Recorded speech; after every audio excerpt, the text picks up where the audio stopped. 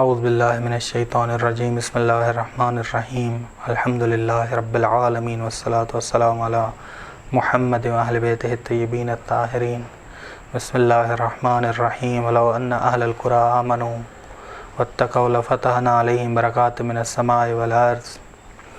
موضوع سخن جاری تھا کہ سالک اللہ کے لیے کیا رکاوٹیں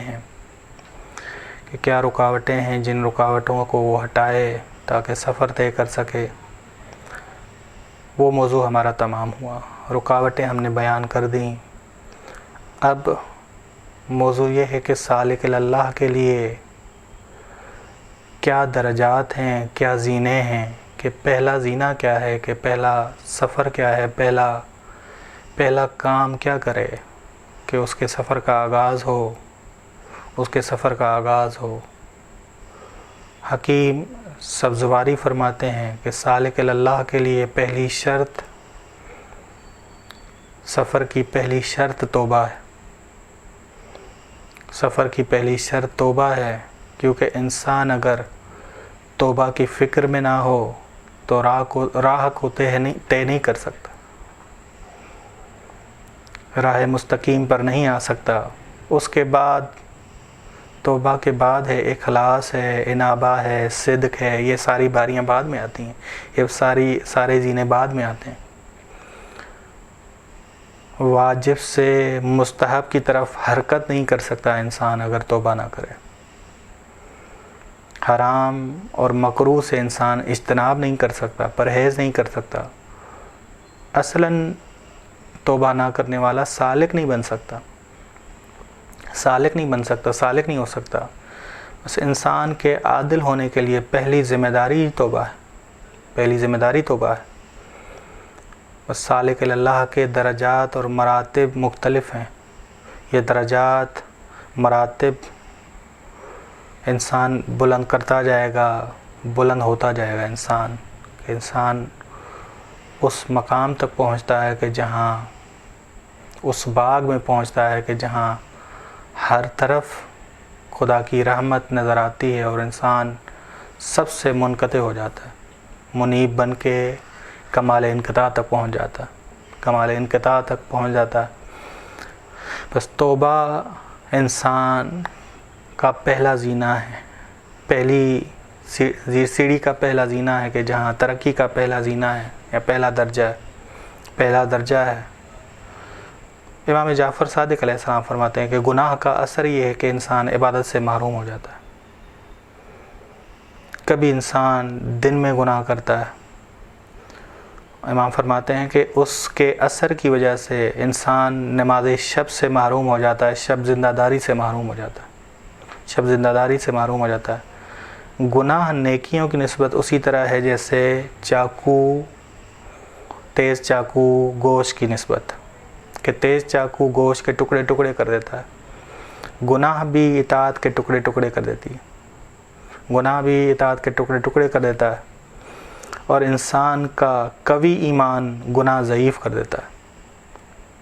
انسان سے معنوی برکات اور مادی برکات دونوں ہی واپس لی جاتی ہیں۔ بعض لوگ اتنے ماہر ہو جاتے ہیں گناہ میں کہ ملکہ بن جاتا ہے ان کا ملکہ بن جاتا ہے۔ ملکہ یعنی ماہر ہونا، بس یہ ایسے ماہر بن جاتے ہیں لوگ کہ اگر وہ خواب بھی دیکھتے ہیں تو خواب میں بھی وہ گناہ کر رہے ہوتے ہیں۔ ایسے لوگ جو خواب بھی گناہ آلودہ دیکھتے ہیں کہ اس میں بھی کوئی نہ کوئی گناہ کر رہے ہوتے ہیں۔ قرآن کریم نے سورہ انعام نے کہا ہے کہ بعض لوگ گناہ میں اتنے ماہر ہوں گے، جھوٹ میں اتنے ماہر ہوں گے کہ قیامت کے دن مشرکین ہوں گے، قیامت کے دن خداوند عالم سے کہیں گے کہ خداوند عالم ہم نے شرک نہیں کیا، شریک نہیں بنایا تیرا کوئی بھی، ہم نے کوئی شرک نہیں کیا۔ یعنی اس قیامت کے دن جہاں حجتیں تمام ہو جائیں گی، جہاں اعضاء و جوارح بھی گواہی دیں گے، جہاں خدا کا لشکر گواہی دے گا، گواہی سب دینے کے باوجود وہ کہیں گے کہ ہم نے کوئی شرک نہیں کیا، بس انہیں سزا ہی ملے گی، انہیں سیدھا جہنم میں ہی ڈالا جائے گا، ان کی وہ جھوٹی باتیں نہیں سنی جائیں گی۔ بس گناہ میں ماہر نہ ہو، توبہ جلدی کریں تو، اور توبہ نصوحہ ہو. یہ سالک اللہ کے لیے پہلا درجہ ہے عادل ہونے کا، واجب سے مستحب میں داخل ہونے کا، حرام سے اجتناب کرنے کا، مکروہ سے اجتناب کرنے کا. قرآن کریم نے کہا ہے کہ اگر انسان تقوی کو ترک کرے یعنی گناہ گار ہونا. وَلَوْ أَنَّ أَهْلَ الْقُرَىٰ آمَنُوا وَاتَّقَوْا، اگر بستی والے، شہر والے ایمان لے آتے، تقوی اختیار کرتے، لَفَتَحْنَا عَلَيْهِمْ بَرَكَاتٍ مِّنَ السَّمَاءِ، حتماً ہم کھولتے ان پر آسمانی اور زمینی برکات. آسمانی برکات سے مراد معنوی برکات ہیں، زمینی برکات سے مراد مادی برکات ہیں کہ دونوں برکتیں ہم ان پہ نازل کرتے. کیونکہ ہم نے کیوں نہیں نازل کی؟ ہم نے اس لیے نازل نہیں کی کیونکہ انہوں نے ترک کیا تقوی کو ترک کیا. امام جعفر صادق علیہ السلام فرماتے ہیں کہ خداوند عالم ہر سال ایک لازمی حصہ بارش کا ایک علاقے کی طرف بھیجتا ہے، لیکن اگر وہ سرزمین جہاں خدا بھیجتا ہے وہاں لوگ گناہ گار زیادہ ہو جائیں، گناہ خدا کا زیادہ کریں، تو خدا حکم دیتا ہے کہ یہاں اس حصے میں بارش نہ برسے، بارش کو روک دو. خدا فرشتوں کو کہتا ہے کہ اس حصے میں جہاں اس سال گناہ زیادہ ہوا ہے بارش کو روک دو تاکہ یہ لوگ کوئی فائدہ نہ اٹھائیں، بلکہ اس بارش کے حصے کو دوسرے علاقے تک لے جاؤ جہاں نیکی ہوئی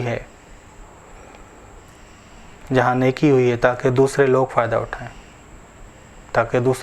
اٹھائیں. ممکن ہے بسا اوقات ایک وہ علاقہ ہے جہاں دین سے شروع میں ہی دور ہیں، وہاں بارشیں زیادہ ہو رہی ہیں، شروع میں ہی دین، مشرک ہیں، ہندو ہیں، کافر ہیں. لیکن مسلمانوں کے علاقوں میں کیونکہ خدا دیکھ رہا ہے کہ مسلمان ہیں، قرآن سے تعلق ہے، لیکن پھر بھی پستی میں یعنی ایک تعلق قرآن سے ظاہراً رکھا ہوا ہے، لیکن اس قرآن سے تعلق کی وجہ سے گناہ سے نہیں بچ پا رہے، برائی سے نہیں بچ پا رہے. بس یہ لوگ ان سے بدتر ہو گئے جن لوگوں کا قرآن سے اصلاً تعلق ہی نہیں. بس یہ ذہن میں رکھیے گا. بعض لوگوں کے ذہنوں میں یہ سوال اٹھتا ہوگا، کیونکہ جو لوگ قرآن سے دعوے دار ہیں کہ ہم قرآن والے ہیں اور ہم فضیلت والے ہیں کہ قرآن ہم پہ اترا ہے، ان کا تعلق اگر ظاہری ہو بس حقیقی نہ ہو تو خدا کی ناراضگی آ جاتی ہے. کہ رب طالع القرآن، امام فرماتے ہیں کہ بہت سارے قاری قرآن ہیں والقرآن یلعنہ، لیکن قرآن ان پہ لعنت کرتا ہے. بس پہلی سیڑھی، یہاں پہلا زینہ، سیڑھی کا پہلا زینہ، یہاں آپ کہیں کہ پہلا درجہ سالک اللہ کا، کہ وہ اپنے سفر کا آغاز کرے، وہ توبہ ہے. اس توبہ انسان کو دل سے کرنی چاہیے، نصوح کرنی چاہیے، کامل کرنی چاہیے، خالص کرنی چاہیے، تاکہ انسان آگے بڑھے، سالک اللہ پہلے درجے پہ آئے. صلی اللہ علی محمد اہل بیتہ الطیبین الطاہرین.